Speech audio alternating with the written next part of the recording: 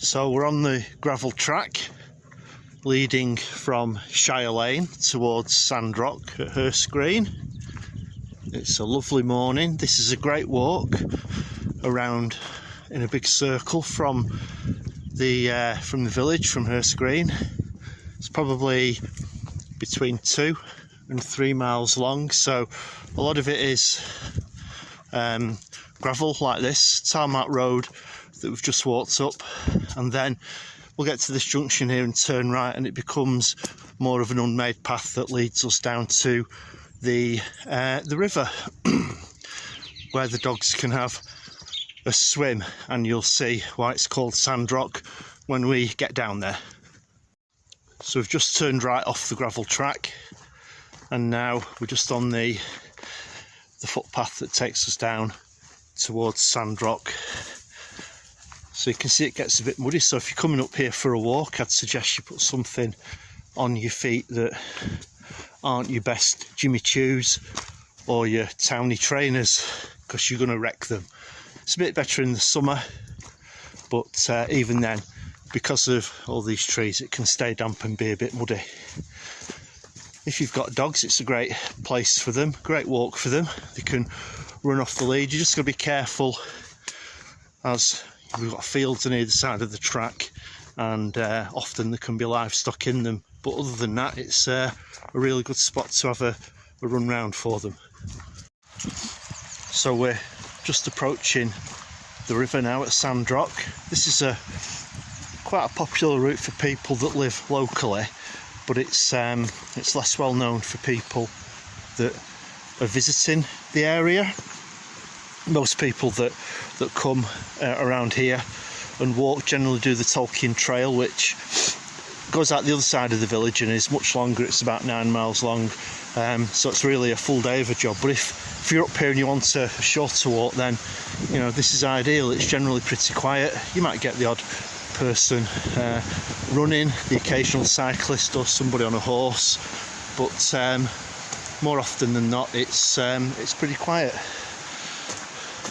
So here we are, we just crossed the river. We came from that direction up there. That takes us back towards Shire Lane, and we'll see the river down there, and you'll get an idea as to why it's called Sandrock, because of the sandstone that the river's carved its way through. Well, I say river, it's more like a big stream really, but it's a great place. My dogs, they love it up here, that's why they've gone charging off. There's a bit of a natural pool area down there. Let's just take a look, see if we can get a close look at the rock on the side of the river. So you'll see it's all very sandstone.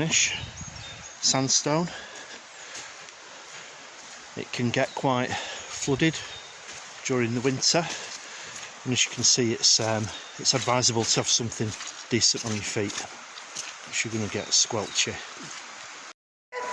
So the dogs have gone in for the morning bath. They'll all start barking at me to throw stones in for them. But if you're up here with dogs and you enjoy water, this is a great place for them to go and have a paddle. Go on, in you go. Go on then. Go on, get in. You can see how much they love it.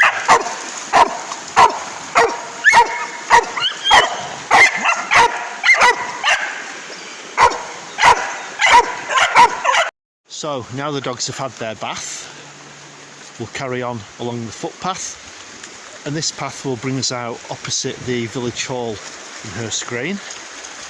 So you may, depending on which way you choose to do this walk, you might want to park your car on the village hall and do it in the opposite direction to the way that I've done it. So you'll come down this path and go that way, the way we've come. But either way, it's a great place. So you can start up there and do the 3 mile walk in reverse. Just remember to bring your dog if you've got one.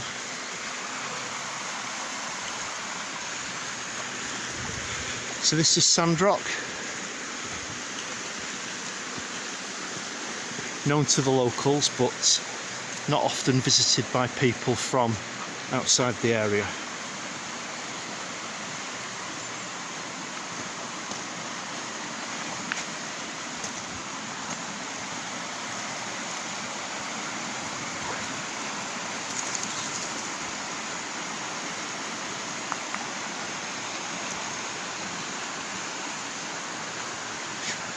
Come on, this way. Come on, dogs. Come up. So there's the entrance to the walk, just down that ginnel there. And those gates, that's the entrance to Stonius College, which is literally 5 minutes walk away. Here's the village. We're just going to head down in this direction. The old almshouses that were removed from up on the fell many years ago and reconstructed stone by stone in the village here. It's the village hall, just coming up on the left. So if you're visiting, this is where you can park your car. So it's an ideal walk for the village. They do often have functions on there, and it's available to hire for parties and weddings and other activities depending on what you need to do. Just going up on the left is the Bailey Arms pub. It's just reopened after being closed for almost 3 years. The hazards of running a pub in a rural location, I suppose. So hopefully that'll be successful. So you'll be able to go in there for a drink and something to eat when you visit the area. They do have accommodation there, but I don't know whether they'll be making the rooms available. It says open for drinks and snacks. And then if you head down that road there, that's the Dean, and that takes you in a big circle back round to the start of the walk that we've just done. So we're now heading down the Dean. There's the pub behind us, the Bailey's.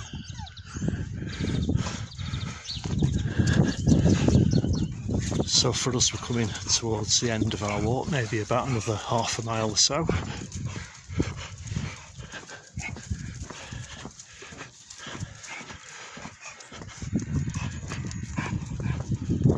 Oh, and here we are. This is where our walk started, at this junction here. So if you carry straight on, take the next junction on your right, and that takes you along the track where we started off, turning to the gravel track eventually. And we're on, as you can see, we're on Shire Lane, and you can probably just see the village in the distance. So we've walked all the way around there and back up that hill, which is why I'm out of breath. There's the old school hall, and there you have it. That's the Sandrock walk.